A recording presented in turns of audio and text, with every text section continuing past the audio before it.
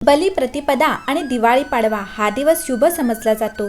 इडापिडा टळो आणि बळीचे राज्य येवो अशी प्रार्थना आजच्या दिवशी करतात। या शुभ दिनी पत्नी पतीला सुगंधी तेल उठणे लावते। पती अभंग स्नान करून येतो। यानंतर पत्नी पतीचे औक्षण करून त्याच्या दीर्घायुष्यासाठी प्रार्थना करते। बली प्रतिपदा असल्यामुळे बळीराजाची पूजा करतात। पंचरंगी रांगोळीने बळीराजा आणि त्याची पत्नी विंध्यावली यांची चित्रे काढून त्यांची पूजा केली जाते।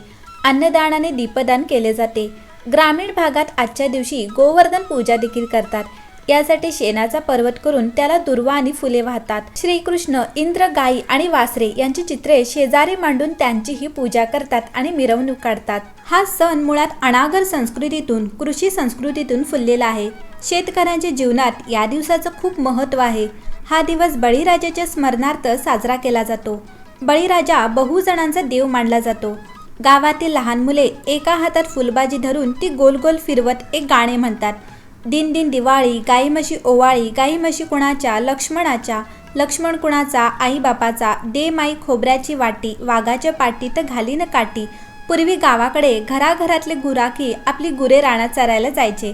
तिथे त्या गुरांना बिबट्यांचे भय असायचे आणि त्याच्यापासून संरक्षण करण्यासाठी म्हणून एक गुराखी हातात काठी बाळगायचे। आपले गोधन वाचवण्यासाठी ते त्या बिबट्यांना काठीने हाणून पळवायचे। त्याचीच आठवण देणारे हे लोकगीत हा दिवाळीतील महत्त्वाचा दिवस मानला जातो। मुळात दिवाळी हा सण शेतकऱ्यांचा आहे। याची आठवण या दिवसामुळेच येते। शेतकरी आज घराला, गोठ्याला झेंडूच्या माळा लावून सजवतो, गुरांना ओवाळतो, त्यांना गोडधोड घालतो। नेहमीच्या गुराख्याला आणि स्त्रियांना गोठ्यातील कामापासून सुट्टी दिली जाते। आज गोठ्यातील गुरे बाहेर आणून बांधली जातात। गोठा स्वच्छ केला जातो। गोठ्यात शेणाचा गोठा तयार केला जातो। त्यात छोट्या कारिट या रानफळांना हिरसुनीने माडाच्या झावळांचे हिर काढून केलेली झाडू, हिर टोचून त्यांचे गुरे करून ठेवली जातात। शेणाचा गुराखी, कृष्ण, गवळणी आणि 5 पांडव केले जातात। अर्धे कापलेल्या पोकळ कारिटात दूध घालून त्याचे दूध हंडे केले जातात। येणाऱ्या जाणाऱ्यांना ताक दिले जाते। गुरांना ओवाळण्यासाठी लव्हाळ्याच्या एक प्रकारचे गवत दिवट्या करतात। या दिवटीने घरातल्या गायबैलांना मनोभावे ओवाळले जाते। त्यांच्या मागच्या पुढच्या पायांवर चंद्र सूर्य रेखले जातात। येथेही शेणाच्या गवळणी तयार केल्या जातात। डोक्यावर दुधाच्या घागरी घेतलेल्या गवळणी आणि शेणाचेच 5 पांडव तयार करून घराघरात पुरणपोळीचा स्वयंपाक केला जातो। या दिवशी दारासमोर तांदळाच्या पिठीपासून कणे रांगोळी काढले जातात। या कण्यात 4 दिशांना 4 आणि एक मध्यभागी असे एकूण 5 शेणगोळे ठेवले जातात। या प्रत्येक गोळ्याला बळीराजा म्हणून त्याला झेंडूची फुले वाहिले जातात। ही पूजा यथासांग पार पडल्यावर हे बळीराजाचे शेणाचे गोळे घरावर फेकले जातात। बळीराजाची आपल्या घरादारावर कायम कृपा राहावी अशी यावेळी प्रार्थना केली जाते। गोवर्धन पूजा दिवाळीचा हा 4था दिवस वर्ष प्रतिपदा म्हणून जाणला जातो। या दिवशी राजा विक्रम सिंहासनावर आरूढ झाला होता। याच दिवशी श्रीकृष्णाने इंद्रदेवाच्या कोपाने झालेल्या अतिवृष्टीपासून गोकुळातल्या प्रजेचे संरक्षण करण्यासाठी गोवर्धन पर्वत उचलला होता।